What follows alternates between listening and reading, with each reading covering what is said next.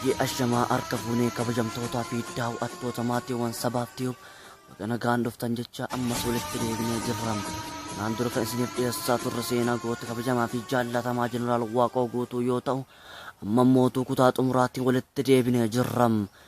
Qophii kennas hanga xumuraatti akka nu faana turtanis abdiin qabna.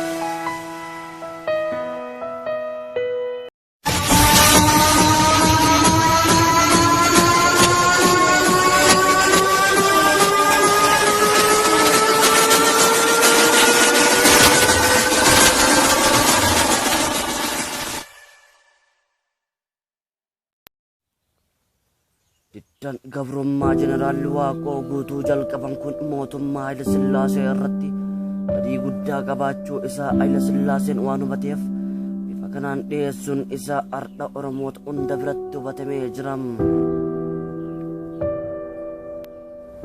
Jeneraal Waaqoo Guutuu goota gidiraa mootummaa Haile Sillaaseetiin cabsuun dadhabame. Haile Sillaaseen humna waraanaatiin cabsuu dadhabnaan tooftaa karaa biraatiin itti jalqabe. Tanzaaniyaa gargaarsifatee diina isaa kan yeroo dheeraa Somaaliyaa waliin araarame. Akeekni araara kanaa gargaarsa Somaaliyaan Jeneraal Waaqoo Guutuuf taasiftu dhaabsisuu fi Jeneraal Waaqoo irratti dhiibbaa godhuu ture. Kan duwwaa otoo hin ta'in Waaqoo yoo ati hidhannoo hiikkachuu didde uummata kee xayyaaraan barbadeessina jedhee uummatatti dhaadate. Son Oromootaa cimtee dirree waraanaa hundatti waraanni Oromoo waraana nafxanyaa salphina gonfachiise. Haa ta'u malee muddee bara 1959 akka lakkoofsa Itoophiyaatti sardiidootaa waraanaa Haile Sillaasee kan akka Warqoo Inqu Sillaasee lola kana injifachuu dadhabnaan Haile Sillaaseen Baalee kaase. Erga lolli cimaan nafxanyootaa fi Oromoota Baalee gidduutti adeemsifame kun nafxanyoota abdii waan murachiiseef Haile Sillaaseen waraanni Baalee jiru hojii waraanaatii fi hojii bulchiinsaa wal maddii akka hojjetan ajajee Baaleen bulchiinsa waraanaa jala galche. Haala kanaan Warqoo Mattafariyaa, Walda Sillaasee Barakaa, Kabbadaa Yaaqoob, Jagamaa Keelloo fa'aa uummatarra ta'anii cunqursaa turan.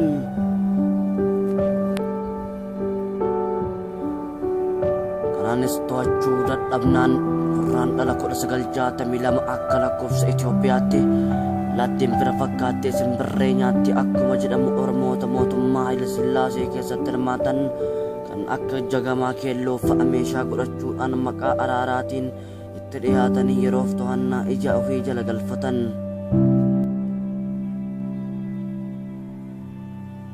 Jeneraal Waaqoo Guutuu dhuguma Jeneraal Waaqoo Guutuutti Haile Sillaasee sodaatanii hin galle.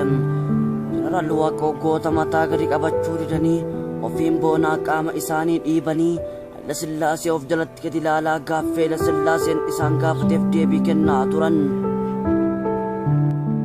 Haile Sillaaseen Jeneraal Waaqoo Guutuu akkana jechuun gaafate. Rakkattee biyya ormaa deemtee mana keetitti ibidda qabsiifte. Jeneraal Waaqos akkana jechuun deebisaniif janooy isin maan rakkattanii arsii waraanaa fi billawa irraa guurtanii qalaa fixaa jettanii waraana keessan ajajjan jedhanii gaafannaan Haile Sillaaseenis akkana jechuun deebiseef ani hin ajajne kanaaf ragaa qabdaa jedhee gaafannaan Jeneraal Waaqos akkana jechuun deebisaniif kan an isinitti lakkaa'u yookaan isinitti dhiyeessu nafxanyaa malee hin jiru innis dubbaa diimaatiin. Dubbaan diimaa bulchaa waradaa ture. Sillaaseen dubbaa diimaa eentu si ajaje jechuun gaafate.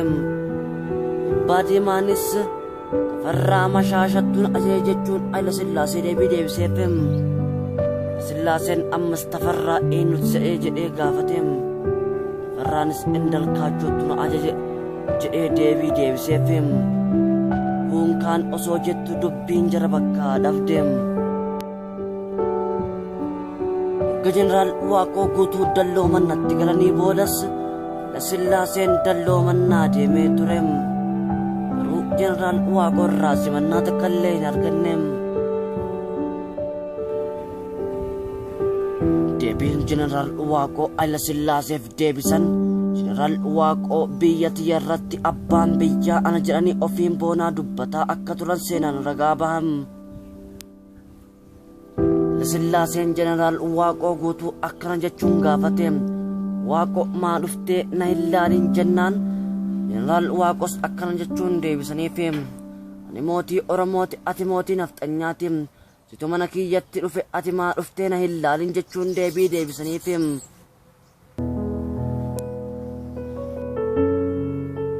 Finqilli lola Baalee bara 1956 hanga 1966 akka lakkoofsa Itoophiyaatti kan jeneraal Waaqoo hoogganan kufaatii mootummaa Hayila Sillaasee kan bara 1966tiif sababa guddaa ta'e. Lolli kutaa Baalee keessatti godhamaa ture kan Oromiyaa guutuu keessatti qotee bulaa barattoota leenjitoota waraanaa fi ogeeyyii adda addaa hamilee kakaasee qabsoo bilisummaa Oromiyaa keessatti bifa hedduun akka hirmaatan taasise.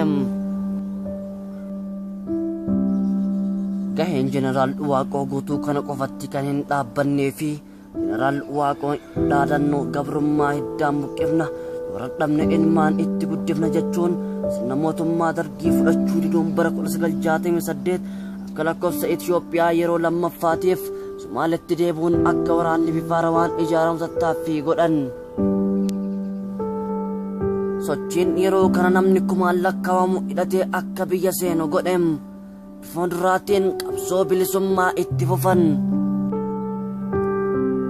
Jeneraal Waaqoo guutuu hawwii tokkummaa qabsoo Oromootiif qaban fiixa baasuuf ifaajee guddaa godhaniiru. Qabsoon jeneraal Waaqoo qabsaa'ota hedduu hortee jirti. Har'a Finqila yookaan lola Baalee jechuun bira dabree diddaa gabrummaa Oromoo jechuun mansaba addunyaa gahee jira. Miitiin jeneraal Waaqoo guutuu jalqaban seenaa uummata Oromoo keessatti kabajaa guddaa fi kan Oromoo guutuun ittiin boonu ta'ee dhaloota irraa dhalootatti dhaalamaa yeroo hundaaf jiraata. Jeneraal Waaqoo goota rasaasni diinaa dadhabe ta'uu seenaan isaanii ni addeessa. Dalagaa fi qabsoon jeneraal Waaqoo guutuu bara 1956 akka lakkoofsa Itoophiyaatti kaasee hoogganaa ture.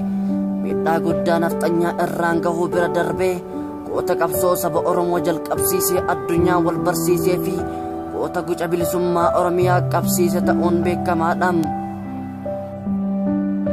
Bara 1967 akka lakkoofsa Itoophiyaattis jeneraal Waaqoo guutuu mootummaa dargii wajjin yeroo lammaffaatiif namoota 11 qabatee gara Sumaalee deemuun qawwee rasaasa 8 nyaattu kan maqaan ishee Janaree jedhamu mootummaa Sumaalee irraa gargaarsaan argatee gara biyyatti deebi'ee dargii waraanuu jalqabe.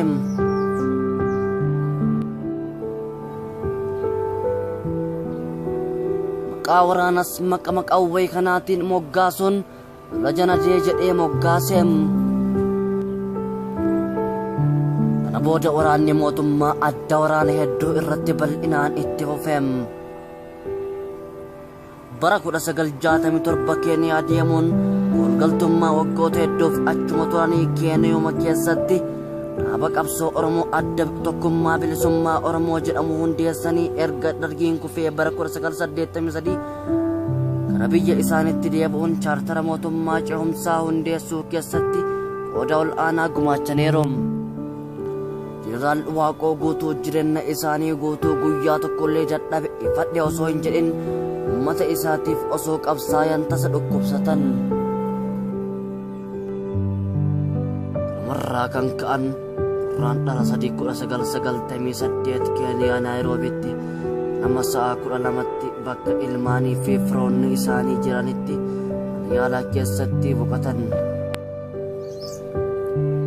Jeneraal Waaqoo guutuu seenaa fi wareegama qabsoo isaan ilmaan Oromootiif taasisaniin reeffi isaanii kabajaan Keeniyaa irraa xiyyaaraan fuudhamee Finfinnee buufata xiyyaaraa Booletti galuun iddoo dhaloota isaanii godina Baalee aanaa madda walaabuu geeffame bakka firoottan guddoonni gootonni hiriyoota isaanii kan akka Koloneel Aliyyii Cirrii fi manni bal'aan iddoo hundarraa dhufan argamanitti sirni awwaalcha isaanii kabajaa fi ulfinaan raawwatame.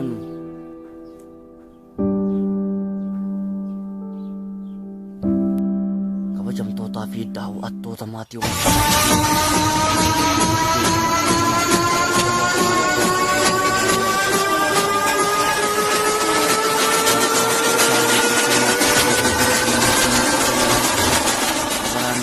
ni faarfamam. Kabajamtootaa fi hordoftoota maatiiwwan chaanala keenyaa qophii keenya har'aaf qabanne asumatti goolabamam. Amma qophii birootiin walitti deemutti nagaatti isiniin jennam.